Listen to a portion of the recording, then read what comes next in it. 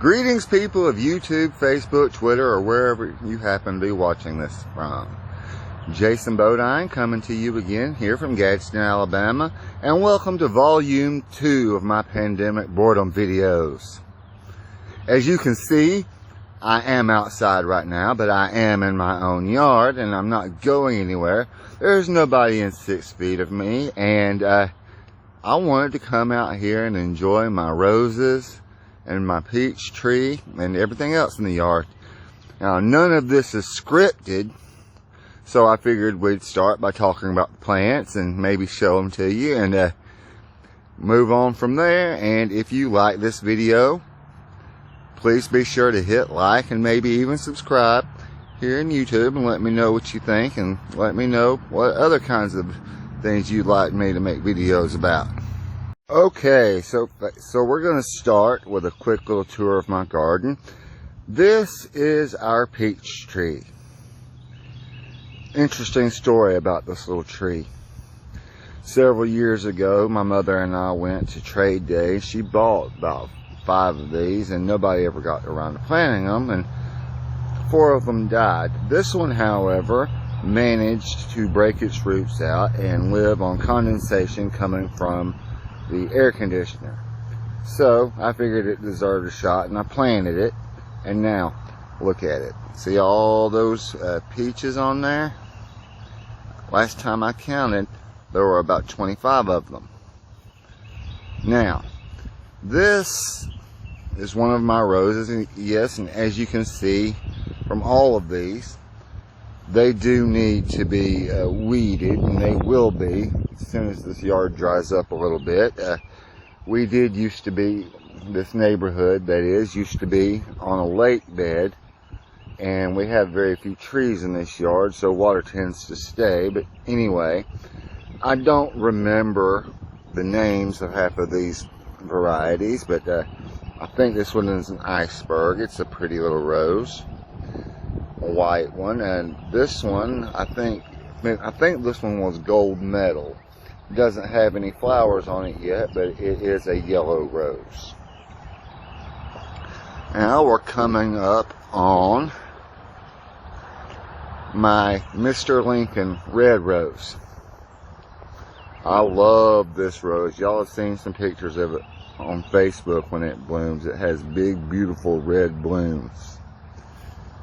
Next to it, we have the Golden Celebration Rose. This is a yellow rose.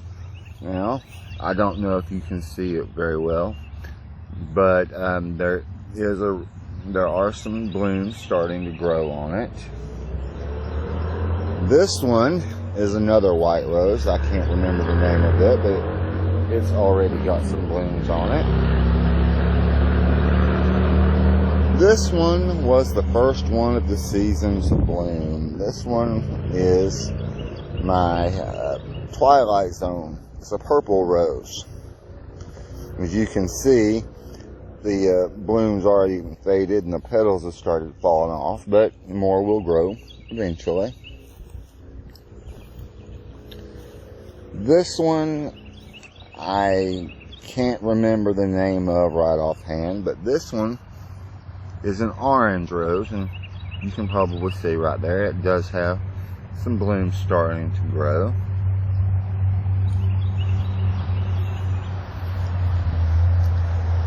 And this one, again, I can't remember the name of it, but this one is a multicolored rose. When it blooms, it will have yellow and pink on it, and I think a little bit of red. I don't remember. I'll have to wait for it to open up and see. Hello. One of my neighbors just pulled up in his yard. This tree is an enigma. This is one of my mother's apple trees, and unfortunately, a couple of years ago, for some unknown reason, it died. We don't know why, but our plan for this one is to get it up and replace it with something else. I'm personally wanting to do a cherry tree. Alright, now this one is the other apple tree. As you can see, it's still alive and well. Now, here, Now here is one of my mother's rose bushes. It's kind of looking a little scrawny at the moment, and here is one of her irises that's in bloom. Yeah, like I said, all this needs to be cleaned out and looking better, but here's another iris and another of the rose bushes. I don't know if you can see it all that well through this, whatever this thing is. And then this is another one. Now, these rose bushes, Mother and I bought when, in 2008, I believe it was, when I went to Texas to read a paper that I had written for graduate school. Well, that's about all there is for the plants. But so let's move inside. Moving on, we are now inside the house. This pretty little lady retreating from the camera is my sweet little girl Zelda. She is an 8-year-old Anatolian Shepherd, at least part Anatolian Shepherd. We don't know what the other part is. And now I'm going to show you my aquariums that I already have set up. Now, first up, this one is my 60-gallon freshwater planted tank. In this tank, I have some black skirt tetras, including the glowfish variety. I have corridor catfish. That's what this one right here. I know. I need to clean the algae off the glass. Behind that bristlenose plico is. And these other ones are bristlenose plicos, like I just said. These, I started out with 2 of them. Now I have more than I can handle because the parents bred. And, well, if anybody needs one, you please let me know. Now, moving on, this is my 29-gallon tank. Yesterday, I showed y'all the light that I built for it. Now, in this tank, I have, okay, that one in the back there is a pearl gourami. It's too soon to tell, but I believe it may be female. These others that are swimming really good in the frame right now are Harlequin rasboras. I have 10 of those.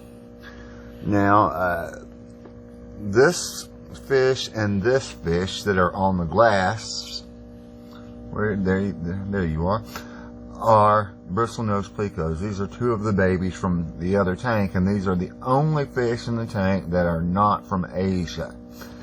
Now, they are hidden pretty well right now, and I don't know that I'll be able to show them to you because they only come out at night. But I also have 3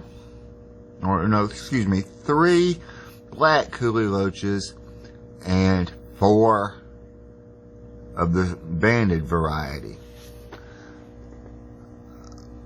Hey, now getting up from there, because I have to sit on the floor to look at that particular tank, we're going to move back into my bedroom, and I'm going to go over the other tanks that I have set up and what my plans are for them.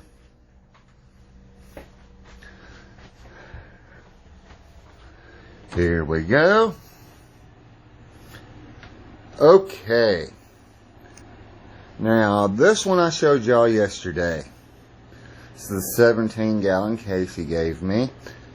And just as soon as I get those plants growing, I have ordered some lights for it. I'm going to get, if I can find one, because they are kind of rare, a red-tailed, red-eyed pufferfish. And over here, we have my 10-gallon tank. In here right now are some red cherry shrimp. I started with 6, and I now have a whole crap load of them. Some Amano shrimp, a couple of nearite snails, and all these other things are pest snails. I've tried to control them, but they just keep coming back. Those pest snails will probably end up being food for the puffer. There are a couple of other tanks that have not been set up. There's a 10-gallon underneath the 60-gallon that has not been set up yet, and I am still going to be setting up the that 120 that I showed y'all in the last video. Now, in this 10-gallon that I just showed y'all, the fish that's going to be going in there is known as a peaceful beta. They are not the same species as the betas that you usually see in the store. This is one of their cousins, and it's a really pretty fish. Alright, hang on a second and I will show one to you. I'll show both of these fish to you that I'm wanting to add to these tanks. Okay, before I sign off, because I can't think of much more to talk about, this is a male red-tailed red-eyed puffer. This is what I want to go in the 17-gallon. He comes from Sumatra. Finally, we have Beta embellus, the peaceful beta. This one is a male, and I want something like this to go in my 10-gallon. Well, that's about all I can talk about right now. So, if you can think of anything else you would like to make a video of, please leave me a message in the comments, and please don't forget to hit like and share.